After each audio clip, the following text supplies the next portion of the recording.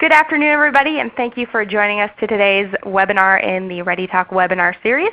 If you've joined us before for an event, welcome back. If this is your first time on our series, welcome, and we hope that you have some valuable takeaways after today's session.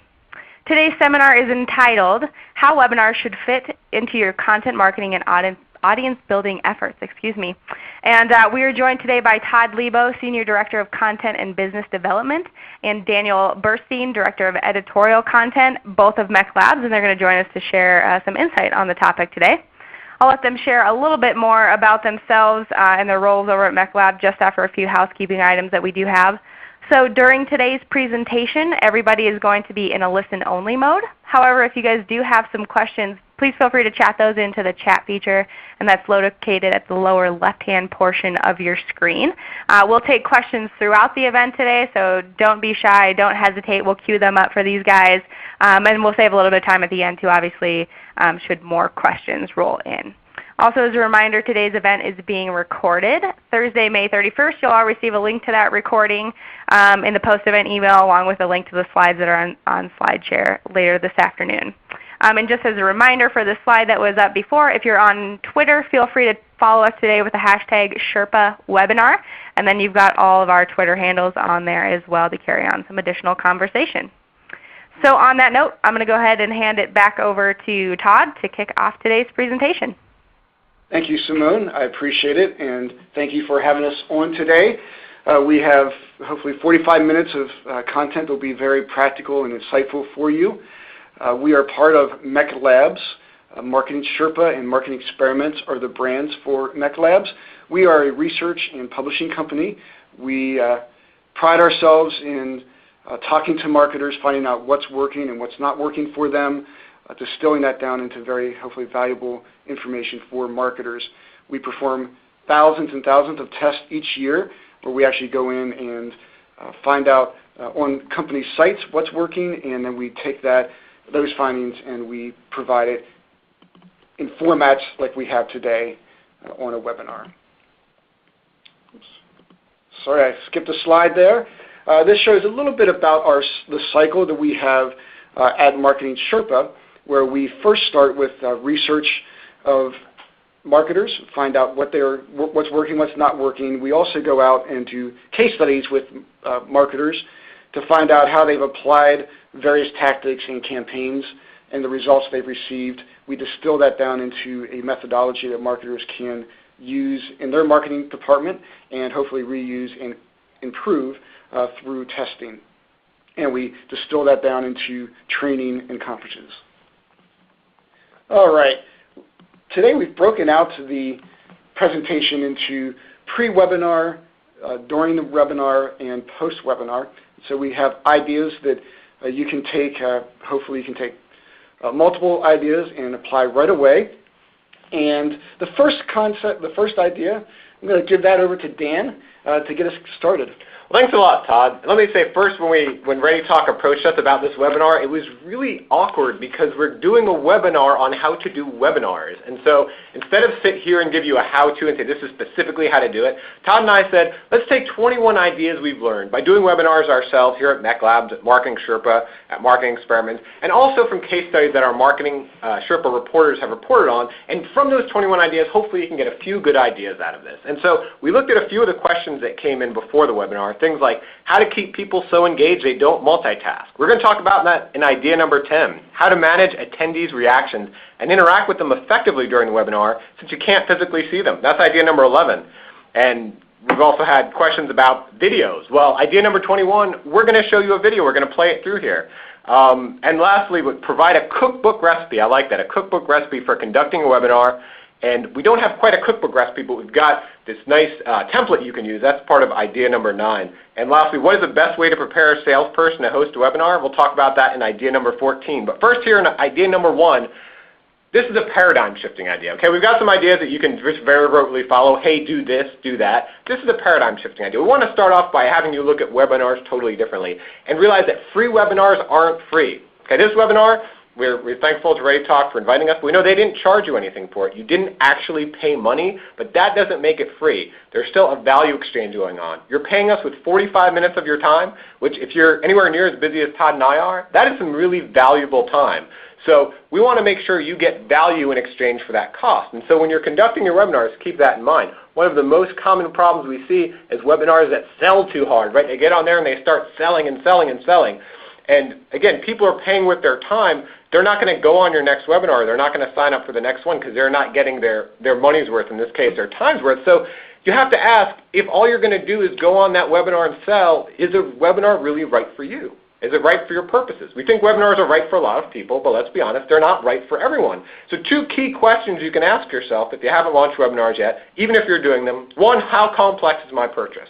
Right? Likely, if you're selling bubble gum, you don't need webinar as part of that process to sell that gum. And secondly, can I help my audience without just flat out selling? So as our Executive Director of Revenue Optimization, Brian Carroll, says, I've learned so much about lead nurturing from Brian. And one of the best quotes he said is, the goal with nurturing is not just always be closing or always be selling. It's really always be helping. So that's our goal today. We're trying to help you. We're not trying to sell to you. We hope you get your 45 minutes worth. If you don't get it in our content, use hashtag Sherpa webinar. You can see it in the lower left on the presentation, and ask us the questions you need. So obviously Brian's not a big fan of Glenn Ross and ABCs of selling, always be selling. Things have changed. They have definitely changed over the years. The next, we just want to show you 3 slides that we have from recent research that our research department has conducted. It gives a little better perspective of how webinars can be fit into your tactics, your department. This first one, we really look at the effectiveness of the following lead generation tactics. And as you can see here, webinars are right up there toward the top. Only 19% find it highly effective, 29% find it somewhat effective, and only 13% don't find it effective. And a lot of times that might be fit with their specific product, not necessarily that webinars are a bad thing. And one item I wanted to just look at that really struck me when I saw this data was the fact that webinars really kind of fit into these above tactics. We're going to look at an idea later on where somebody took trade shows and actually also converted that into webinars. So taking current content you have and distilling it into webinars, you really expand the overall effectiveness. So even though webinars are below some of these other tactics, we see that webinars can help grow an email list by getting opt-ins. We see how content you've already generated for content marketing can be used for webinars. So these all kind of intertwine. We're no longer in the silo effect of marketing. It's really more of a, how does it interact with each other? And we see webinars are very effective for that purpose. The next one we have, we're going to look at are organizations using webinars. Now this is a little surprising because we just saw that it's an effective tactic, but here we see that only 30% of marketers are using webinars. So this tells me that there's some opportunity that's being left on the table. As Dan had mentioned before, webinars may not be for everybody, but my guess is that the 70% that aren't using it, a lot of those should be. That it's not because of a product problem, it's probably just the fact that they haven't tackled it. And so we hope that through this, you also see that it's doable. You can make it happen, and you probably should. Yeah, if you look at that chart, it reminds me of the old baseball saying, hit it where they ain't, right? So if you're trying social media, if you're trying search engine optimization, you can see a lot of your competitors likely are too. But if you haven't gotten into webinars yet, since it seems to be a less used tactic, you might have less competitors there. You might have a better chance of talking to your audience. That's right. And also we're going to look at the effectiveness of webinars when it specifically ties into nurturing your leads. As we said before, the old sales concept of always be closing. Well, the number 2 most effective is sales calls, but not everybody wants to get on the call with the salespeople. So how do you still have them engage? Well, webinars can be a very effective tactic. You really have to look at the mix. Where are you at, and what's going to actually work for your audience? So Again, you may not have somebody interested in having an hour call one-on-one with a salesperson, but they'll gladly get on for an hour webinar that's very highly relevant content that's going to help them and actually help address some pain points that they may have in their life, whether it be personal, business, whatever the case may be. So now we've had a little bit of background, and we had the concept of only 30% of marketers are actually using webinars. I wanted to find out, we have a poll here, we'd love to see your participation in, are you using webinars? Yes, we want to get a sense, have you not started yet, beginner, moderate, advanced? And if you vote 5, if you vote that, move over Dan and Todd, I got this, you know more about webinars than we do, which you might, then please vote 5, but here's the other thing you have to promise to do. Get on hashtag Sherpa webinar and share what you know as well. So again, we're sharing these 21 ideas. You probably have lots of helpful ideas that your peers might learn from as well. Right. We've probably just have the top of the iceberg here. So there's a lot of additional learnings that the community can share. So let's go underneath the water, share your ideas. It looks like so far we have a lot of people in that beginner and moderate area, few in advanced. There's definitely one that says they know more than Dan and I, and I'm sure that they know more than Dan. I'm not sure if they know as much as I do, but my guess is actually there's probably more than one person that knows more than I do. So, we'll take it from there, and we'll close this and move on to our next idea. There we go, 44%. So pretty much in the middle. So hopefully at least a few ideas from this webinar they can get some real usage from. Yeah, but I really do feel like there's probably more than them. So, all right. The second idea we want to look at is pick a target. Many times as marketers we see this vast, we see opportunity. We see tons of people who could be buying our products, and it's very enticing. But we know as marketers we can be most effective if we have a better idea of the specific person who's our ideal customer. And having that visual, pulling this young lady out of the crowd and understanding more about her is going to make a more effective webinar. And really what we're looking at is how do we identify the buyer persona. I've worked at a lot of different companies, and at most companies we've developed a buyer persona for. We've had various personas depending on the product. Sometimes we have multiple personas on a product, but we physically had, a lot of times in companies, we had a name for this person, and we had characteristics and common interest and motivators that we had developed over the years of what that person looked like. And it really helped us structure the content and make it much more targeted for that person. So that's one thing that, even beyond just picking that person, actually having a face and a name for that persona can be very effective. And as you see here, there's a lot of demographic traits that you can use. What industry they're in, that can affect the type of content you provide, budget, job title, over on the behavioral side, interest, expectations, motivations. What we really want to try to get into is being able to relate to that person and get a better idea of what keeps them up at night. Because if we can address that in a webinar, that's what people are going to want to come and join. And when you think about it as marketers, a lot of times we end up putting our audience into a different category than we are. We think that they want to know all about our products, and we know as a consumer that that's not what drives us to go and to do a webinar or to go into a website. It's I have a need, I have a problem, I need answers. Another area we can look at here is the different types of research, the qualitative research and quantitative research. And you'll find that as you start exploring, you probably have a lot more research than you even realize. Qualitative, go talk to your customer service departments. Find out what questions customers are asking. Go ahead and call and talk to your customers.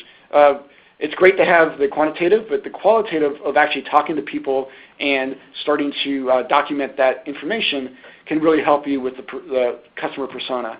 On the quantitative side, look for common traits, and you also want to make sure that you're not just collecting data to collect data. Collect data that actually helps you make more informed decisions.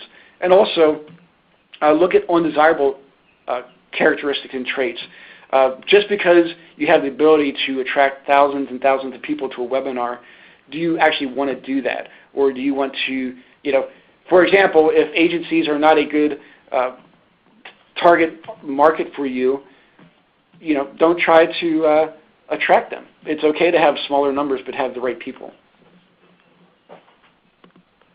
Okay, now let's look at a case study that really amplifies what Todd was talking about, and talk about idea number 3, how you can segment your audience, right? Once you understand who those people are in your audience are, once you have those buyer personas, you can segment them. So this case study, and where all of these case studies come from, at Marketing Sherpa we have reporters, and they go around, they call the marketers of the world, the brand side marketers, and they find out what really works. They write up these case studies, and then we distribute them for free through our Marketing Sherpa newsletters. And we're going to go pretty rapidly through a lot of this information, but again, you're going to be able to get these slides afterwards, and at the end of all of the information, I included a source link, so you can go back to the original case study, you can read it and understand everything involved in it. But in this case study, the company was SideQuest, and they were a collaborative procurement and supplier management solutions company, right? And so they were trying to identify and segment their audience. And so what they did is, basically, they got a summer intern in there, right? And they just had the summer intern go through their contact list and find these 12 different categories and put customers into these potential categories. So the problem we have sometimes with data, admittedly we have it here too, we have so much data and it's hard to understand how to go through. And so sometimes you buy these big expensive tools and you try to go through that data and figure out who fits into which area. Well, they just got a summer intern in, and they just had this person go through it manually to find different segmentation. And so then what they did, when they had those better segmentation capabilities, they didn't blast out everything to everyone. They sent specific webinar invites that would tie into these different segments about the webinar topic they were talking about. So for example, for an invitation for an advanced webinar for the healthcare industry, right, they sent it to that specific segment, and they got 4% acceptance rate. Now, they were getting a 1% acceptance rate in the past, so that's a 300% increase in the acceptance rate that they got for that webinar. So once you understand those personas, again, this segmentation is very powerful. We're all interested in what is interesting to us. And if we just get a bunch of random stuff from any company, we're probably likely to unsubscribe or pay less attention. But if we keep getting relevant information, we're a lot more likely to follow that company and to attend their webinars. So as you're planning that content, and what's really going to help once you understand those personas, who they are, Todd was talking about them. I've always seen them described in really colorful terms. Like there's Timid Todd, for example. He's the one that's unsure if he wants to purchase. There's Dashing Dan. He's the one that always comes in and saves the day. Actually, there's no Dashing Dan, but okay. But so once you understand that audience, you're going to be able to understand that these are really the 3 most important questions when you're looking at that content for a webinar and the choice of the topic for that content. Is it relevant, is it urgent, and is it important? And you can't talk about that in the aggregate, because what's relevant, urgent, and important, even to Todd, is different than what it is to me. And it's going to be different for the different segments in your audience. So let's move on to idea number 4. All right. As marketers, we know the importance of a title, whether it be a special report or in this case a webinar. We see dramatic lifts and dramatic learnings on our services side when we test this for marketers. And our CEO and director, Flint McLaughlin, has some insight here on the fact that there's no way to predict what'll win. It's a mystery inside a person's mind. We can't guess it, but we need to test it. And we need to come up with some, what we've found has been come up with some hypotheses of what you think will work and why, and then test that and find out, hopefully you'll get a lift, you'll definitely get a learning. So this first one, and we're going to show you a test that we did, and which is better, a fluid statement or a list, as far as this is a webinar that we actually performed. The first test was minor changes, major lifts. How bullet and form optimization increased conversion 166% versus minor changes, major lifts, 3 case studies, 3 discoveries, 166% increase. So before we move on, let's ask the audience, which title do you think won? Use hashtag Sherpa Webinar on Twitter, use the Q&A function on ReadyTalk. You got to take your guess here. The only way to know is by test. While you're doing that, there's just a really colorful story with this, Todd. It's a great story with Please this. So I'm not going to tell you which one yet, but I was sitting there at Email Summit. Email Summit's one of the summits we put on. And the great thing is our CEO and founder, Flint McLaughlin, came up with one of these titles, and a junior marketer here came up with the other title, right?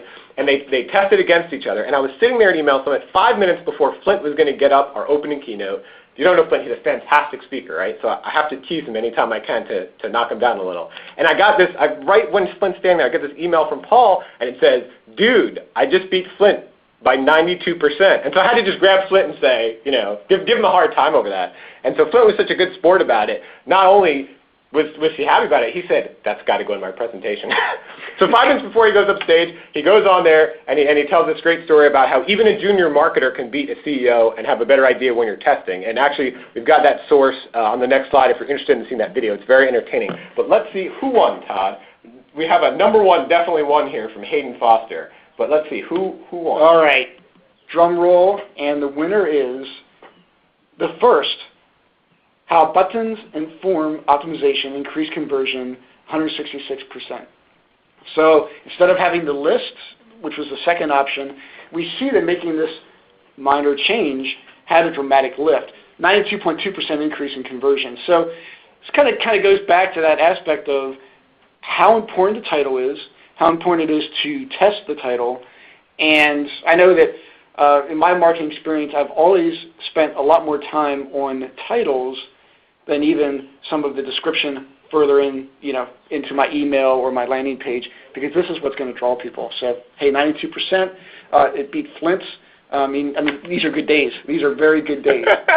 So let's look at idea number 5. So again, we're talking about getting deeper in how to get the topic. This is another Marketing Sherpa case study. This one, the source is HubSpot, report on by reporters. I'm going to go through it very quickly, but the idea here is repurpose a proven topic, right? So when you're looking for topics, you likely know something that works, and so a great way to do that is to have a webinar series, right? And so HubSpot had this great webinar series they called The Science of Blank, and they had The Science of Timing. They got 25,000 signups and almost 10,000 attendees, but they kind of knew that it was already going to be successful because they had this series going, the science of Twitter, the science of social media. And so Gene Hopkins, who is director of marketing HubSpot, said, when they came up with the science of timing, which was this huge hit, they got 25,000 registrants. They're really just combining, different science of social media, Facebook, and blogging, and things they've done before. So a great way to choose the next topic is repurpose a proven topic. See what topics are working for you. You can't argue with success. And that's really another way to test. Right. And we'll move on to another case study, Fairchild Semiconductor. And this one here really shows the aspect of repurposing live content into a webinar. So Fairchild had great content. They had a one-day live event, and all they did was took that great content and they broke it down into 7 one-hour webinars. So they wanted to leverage what they already had and continue the growth in their list. The results were great. 30 to 50% of the people actually registered and went to the who actually registered went to the webinar. They had a 75 to 80% increase on the live webinar attendance, and they stayed through. Those 75 to 80% stayed throughout, and it was all through repurposed content. So they had the content there. They were able to. The reality is people have a hard time getting out of the office. They may not be able to go to that live event. So why not take that hard work, great content, and repurpose it in a webinar? Yeah, before we move on to that next topic, there's a great question here from Taylor Shankin, and he says that he gives webinars to clients, not prospects, and if we had any ideas for keeping those clients engaged. And so I would say 2 things. One, it goes back to that relevancy and the urgency and the timing, and really understand with your clients it's even a little easier than your prospects. You're already working with them. I don't know what business you're in, but anytime you work with clients, it's great to get constant feedback. And essentially what you want to answer, the question you want to answer with your webinar is what help do you need? And the webinar is just a way to help people. And secondly, doing what we're doing here, the case studies tends to be popular. So with moving aside not just your product, but whatever industry or whatever solution you're providing, showing case studies of people in similar situations as them and how they were successful. That's what people tend to really latch onto, that story and how they can learn from it. Yeah, it's really an extension of nurturing. We think about nurturing and we many times end it after somebody's purchased from us. But should we? probably the answer is no. Client webinars, that's a great way to continue to build that relationship. Yeah, thanks for the question, Taylor. So let's move on to another case study. We're going back to SideQuest. We're going to get deeper in here. And so we're talking about the topic, but when you talk about a webinar, right, we're here at a specific time. We're here at 2 p.m. East Coast time on a Thursday. And so that timing is so important when you hold a webinar, and also the frequency. And what SideQuest found is they had, events that were going on every week. every week they're coming up with an event. And they said, let's see if we had events less often. And they also tried to learn more about their audience. They moved the time. They changed it from 2 p.m. to 11 a.m. because they wanted to get prospects in Europe and also prospects in the West Coast. So when you're setting your time, it's a really important thing to think about, where are the people who are attending it. And they moved the day to Thursday instead of Tuesday. And then in July and August, they didn't even bother scheduling webinars because the attendance was so low. And what they ended up with, these tactics led to a 422% increase in viewership. So we're talking about the content. Don't forget the importance of the frequency and the timing and trying out different things there. Again, just simply polling your audience, seeing what times work best, and then trying different things. So, if you did a webinar that was twice as good every other week instead of every week, would that benefit you instead? Good point. Very good point. And idea number 8, kind of think beyond the email invite. Many times we see that marketers are spending most of their time promoting via email, but don't forget your other tactics. Think about your blogs. Maybe you can do a pre-webinar blog about the topic area. You can also look at having your customer service and your inbound and outbound calls tying in the value of the webinar we hope you can attend. So, and your website, of course. So think beyond the email. Email is easy and it's very effective, but it's not the only way you can champion and push people to your webinar. Yeah, and so real quick to follow up on that case study, Taylor asked why Thursday or Tuesday, which day worked better. We don't want to focus on specific days, but there's a principle here of finding what works best for your audience. And so one good way to test that out is with your email test sends at first. You can test, hey, when is your audience most responsive? You can send it different days of the week and see what works, and then go from there and testing the different webinars. It's likely going to be different for the different types of audiences there are, even different types of people in your audience. So executives, like a Friday afternoon might work better when they have less meetings. Someone lower down on the food chain, it might not matter as much, or they might need, for example, a lunch and learn type of webinar. So I think the key principle there is testing the timing and the frequency, and we can't give any magic answer about a specific day. No, I mean, I have many times found success in finally, finding the date that seems to work for you, and then keeping, a regular schedule. Because a lot of times people do, your audience may start expecting that every other Thursday at 2 o'clock you have a webinar. So that may be, you may not want to keep, testing and testing and testing. At some point you probably want to give them a date to latch onto. That's true as well. So moving on to idea number 9, create a promotions template. There's a lot you have to do to get the word out about your webinar, and it's great just having a simple template to campaign it.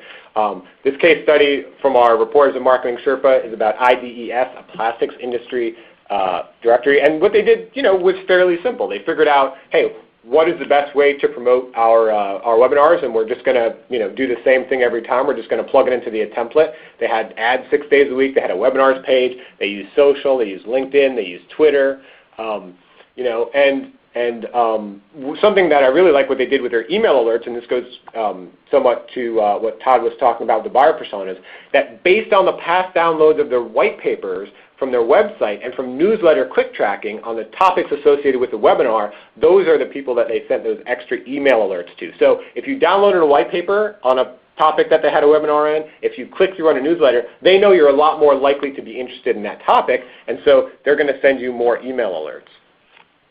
And also the registration form, there's a question on here too about how to get more registrations on your form. In general, minimal information is better. First and last name, email, sometimes company. The less information you have on there, the less friction you have on there, the more people you're going to have sign up for your webinar and attend your webinar.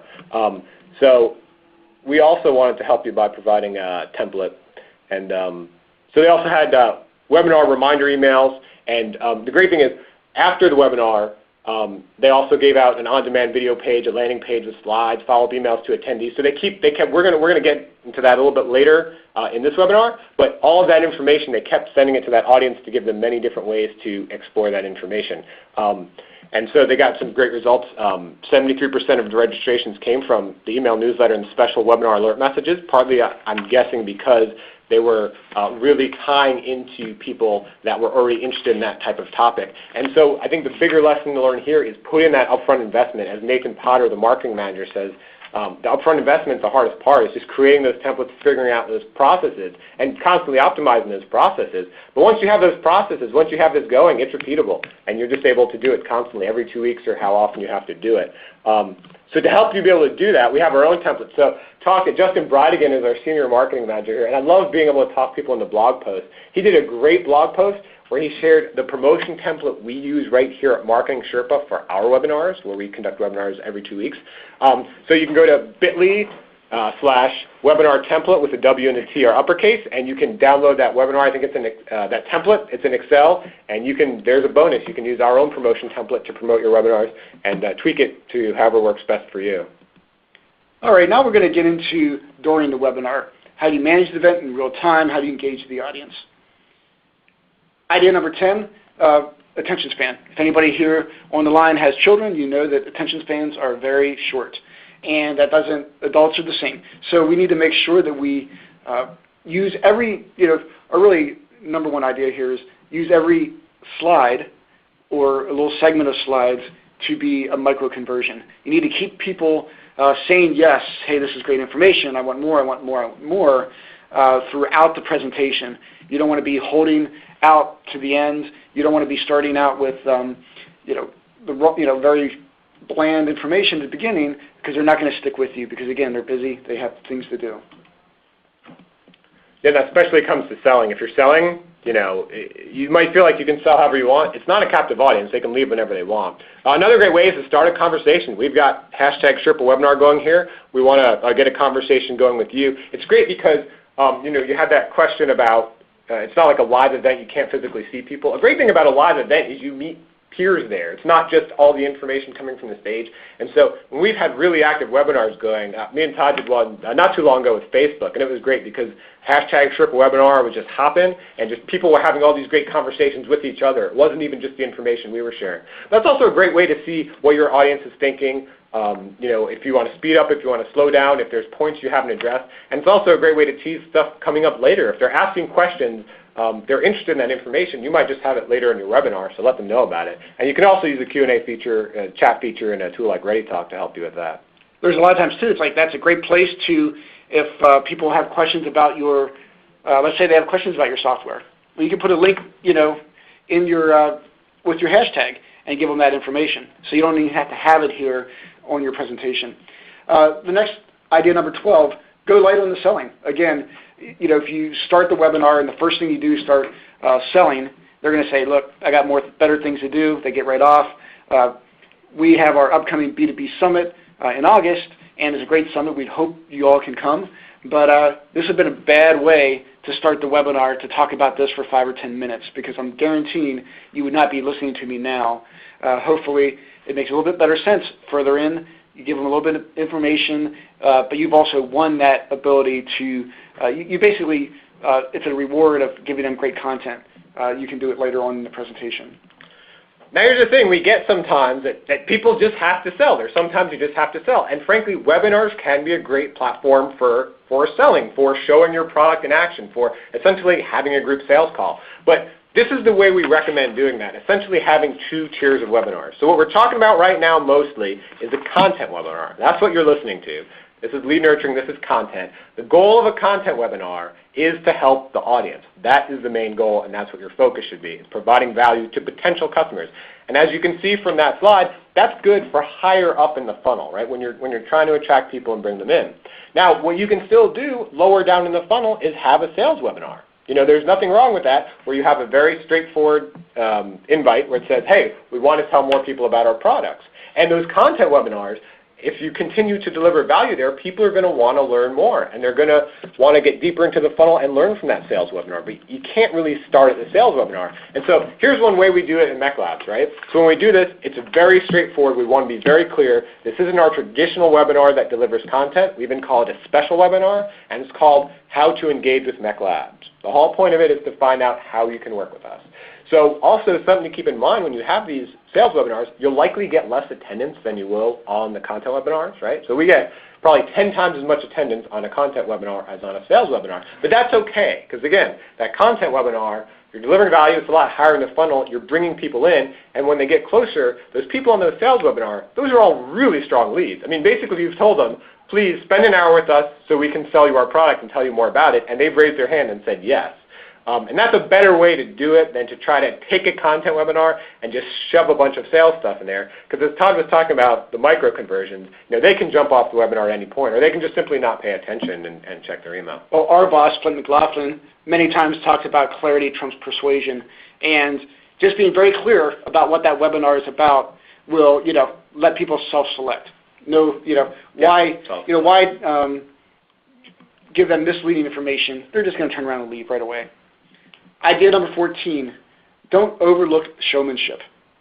Many times, it's better to have, like today, we have Dan and I presenting. A lot of times it's better to have multiple people if you can have it well organized. And having, as you can see here, you can have a subject matter expert like myself, and I'm not quite, I have a tan now, I'm not quite that green, and you can have a personality and a moderator. That could be Dan. But it's good to have, for example, you might have a very in-depth subject. It could be IT related, and obviously you have to have that subject matter expert who can get down into the weeds and talk to that group and give all the details. But you also need to have a little bit of a personality. You need to have something that keeps it flowing, because we are in a world of entertainment, and we need to make sure that we keep people engaged. So this can work very well, and I'd be more than happy to play either of these, Dan. Yeah, this is a great answer to the question we got, what is the best way to prepare a salesperson to host a webinar? First of all, I would never have the salesperson host a webinar. I think that's where that personality moderator comes in, someone who understands about delivering value for that webinar, and the salesperson can act as a subject matter expert, understanding that they should focus on the subject matter. That's how I would personally do it with a salesperson. Let's see, moving on to idea number 15. You want to manage the event in real time. I mean, this is going on. It's happening with people, even though it's virtual and you can't see people. You want to interact with them as many ways as possible, and you don't just want to talk at them. So traditionally, we're staffed a little shorter than we normally are for this webinar, because it's not one in our traditional Marketing Sherpa or Marketing Experiment series. But when we have a traditional webinar in our series, we have lots of people involved that aren't even on the call. So fortunately, we have Simone and her team in Denver and ReadyTalk able to answer some questions, helping people who can't get in, who can't register, who don't know what the telephone number is, or those common webinar problems they have. But this is also a chance people could ask questions about your product, or just ask questions in general that you can help them with. And again, it's just a chance to have your team involved, we have customer service people on, we have subject matter experts on, to answer the different levels of questions. The base level, I have a problem with the webinar, can you help me? Then a higher level of, hey, I have this pain point in general in relationship to whatever industry I'm in, can you help me? And then the ones where you really want to get sales involved is, ooh, this sounds great, tell me more about your product. You can do that through, like we do, through the Twitter hashtag Sherpa Webinar, or you can do that through the Q&A. But again, you have a lot of people there, a team delivering value constantly. I mean, it kind of goes back to that concept of extract as much value as possible out of this. Reuse content, extract as much value as you can. Exactly, and in terms of extracting as much value as you can, let's move on to that post-webinar, processing the feedback, using the content, because what you don't want to do is spend all this time, present for 45 minutes, present for an hour, and then just have it disappear. So what are some ways that we can reuse content, Todd? Idea number 16, the easiest way to share slides is on Slideshare. It's amazing of how good Slideshare can be to getting people to look at your slides. I think the long tail search is excellent. We put these slides up on for you, and if you go there, I think we already had over 100 people who viewed these within, what, an hour? Yeah, you can go to slideshare.net/marketing-experiments. You can download these slides right now. It's amazing. Even before we talked about them, we had people look at it. And you can see this one example I pulled out from one of our marketing experiment slides. We got an extra almost 4,000 views just from having it on there. And again, it's just a very simple way to reuse the slides. So another Marketing Sherpa case study about using polls and an on-demand video recording. So in this case study, the company was IDES.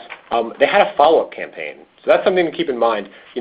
Again, you don't want this to disappear into the ether. Understand when you're planning it, how you're going to follow up. They used email follow-up, and they also had sent specific emails. They had a landing page. They had a thank you page. The landing page was cookie-based, so if they already had the people's contact information, they didn't have to fill out any extra information. But they had to give some information into the CRM to get the downloadable PDF copy of the webinar. Again, they already created the webinar. This was just how they were communicating and giving out the downloadable PDF. And as part of this follow-up campaign, they got a 55% lead capture rate from visitors who were viewing an archived presentation. It was a presentation of something they already created. And then we had people after the webinar thinking about giving a thank you gift for attendees. Today after the webinar, you'll be getting a white paper on new ways to boost attendance and maximize webinar content. Think about, does it relate to, does the content you're going to give them relate to the webinar itself? And this is really a way to continue the conversation and to keep them engaged. So you want to make sure that you just, how do we just not stop and have a hard stop at the end of the webinar, but how do we keep providing them value and keep them moving along the process to the ultimate sale? Yeah, and another way to reuse content, YouTube is a very easy way, especially with ReadyTalk. I think you get an MP4 file and you can just throw it up on YouTube. YouTube is the second largest search engine. I don't know if many people know that. And so here's an example from Marketing Sherpa. We didn't get many views compared to how many we normally get. We got 320. But it's so simple. Again, it's just there's almost no reason not to do it, to reach out in another way. Exactly. Idea number 20. Repurpose your webinar information. You have blogs. Why not use some of the information on your blog posts, photos, podcasts, videos? There's all kinds of ways you can take this content and use it anywhere and everywhere. So repurpose. Why take great content and only use it one time? And lastly, idea number 21, and Todd, we got through it in about 43 minutes exactly, communicate the hidden value. So hopefully what we've really tried to drill home, there's a lot of different ideas about reusing content, about planning the content, but what we really want to drill home more than anything is make sure you're creating value and delivering value in that 45 minutes, in that hour, however long you're taking people's time, because that's what's really going to resonate with them. And once you do this, the challenge you're going to have in promoting your webinars is we have what we call hidden value, right? There's no way someone can just see from the registration form all the value you put into your webinars. And so in your promotions, make sure you communicate what I call that hidden value, that value that people can't readily see. And so we had a question earlier about using webinar videos in webinars. So we're going to show you right now a video. And we created this video to communicate that hidden value. It's about 4 minutes long. I guess you click the play button there. And the point wasn't that necessarily they had to watch the entire video, but that by seeing that there's a 4-minute video showing the value, they'd be more interested in signing up. It's been a long time, years and years and years of research in the lab, and we're still going, we're still learning every week. When you see in the GoToWebinar the number of people that are logging in, and that number keeps increasing and increasing, and you're like, oh my God, this many people. As we see our registration numbers go up, and we realize that we're going to be impacting thousands of marketers, as a marketer, I look at it and say, what would I spend an hour on? And I know that the only hour I would spend would be on something that's really targeted to my needs. We're going to go straight to a case study. We are talking about banner ads, but today we're discussing negative lifts. Lead generation, it could be social media, you never really quite know what you're going to get. And it's also nice that a lot of it's very... All right, those are our 21 ideas. Again, that's about a 4-minute video. You can see it on Marketing Experiments' YouTube account. And partly the reason we created the video was not even for people to watch the entire thing. If they're interested in what is involved in a Marketing Experiments web clinic, we wanted to show some of that hidden value. And some people might want to watch and sit through the full 4 minutes and understand exactly what's going on there. We figure in about the first 30 seconds, 45 seconds, they're going to know that this isn't a traditional webinar. They can get a lot more value out of it. And that ends our 45 minutes. We want to thank you for attending. We will be monitoring questions and the hashtag after the webinar, so if you have additional questions, I would recommend using the hashtag as well. Yeah, that's hashtag Sherpa webinar on Twitter. Yeah, and this is Simone. I'm just going to jump back in really quick with you guys. And we did have a couple of questions. Looks like Gareth raised his hand. We'll get to you in just a second. Gareth, if you want to chat in your questions to the chat feature. And then also Rachel had a couple of questions I'm just going to address here for you guys. So how do you guys balance the sales team concern with kind of the oversharing of content with the marketing team's interest in channels like Slideshare? Yeah, so I think you can communicate to the sales team in a language that really matters to them, and that is bringing in leads. So I'm not sure, I usually haven't heard a sales team have pushback about sharing content. It's more with marketing teams that they're worried that, some content they create that they want it to have real value and that they want it to be behind a squeeze page of some sort, right? So they make sure they get that lead that they can deliver.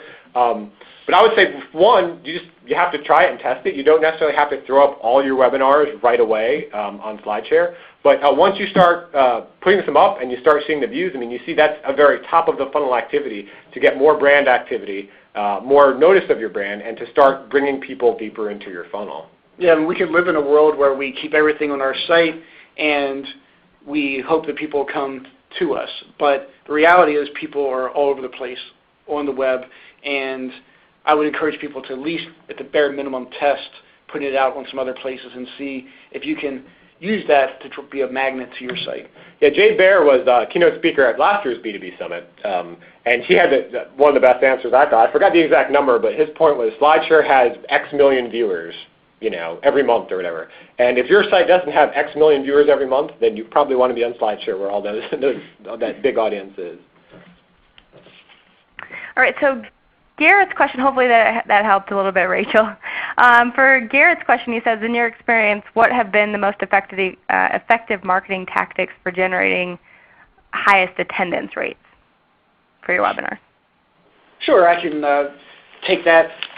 Email is still the #1 tactic that we have for generating, so if you have a strong email list, that's probably going to generate the most attendance. After that, repeat people who've come to past webinars can be very effective if you want to create like a newsletter that gives people notices whenever upcoming content is going to be available. Another area that just having on your website, so having on your website, having on your replay links back to the most current webinar that's coming up. Areas like that of just connecting the content to the next upcoming webinar. And frankly, one of the biggest things is the topic. It's the topic and the title. And so we know that when we talk about certain topics and titles, that some will generate a lot more people coming to our webinars and our web clinics, but we know they're also probably likely lower quality leads. And then we know some topics, they're going to be a lot less people attending, but they're going to be higher quality leads. They're very interested in something that we cover very deeply.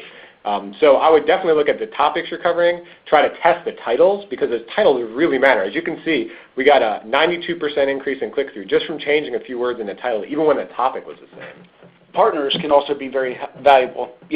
Find the right strategic partner that you can work together, and they can bring their audience, you can bring your audience, and a lot of times you can find somebody who's they're not a competitor. They actually work well together with you, and that can be a great source. And lastly, I would say reputation. Once you waste someone's time one time, they're probably never going to attend one of your webinars again. If they just feel like it's a waste of time if you're just selling to them. But once you get a reputation for good, high-quality webinars, that is going to slowly build on itself. And people are going to look at you as a valued resource, and that's really what you want from your webinar, to be a valued resource. That's why people attend. Yeah, fool me once. Yeah. Shame on you. Great, thanks you guys. That's definitely a lot of good tips that hopefully some of you with webinars can put into place. One other quick question here. We maybe have time for one more after this, so if you have some, shoot them in. Taylor asked, he talked about giving clients every other week on best practices and of that sort to audiences that they have, but he says he feels like, hopefully Taylor, he or she, has a difficult time getting the people to engage.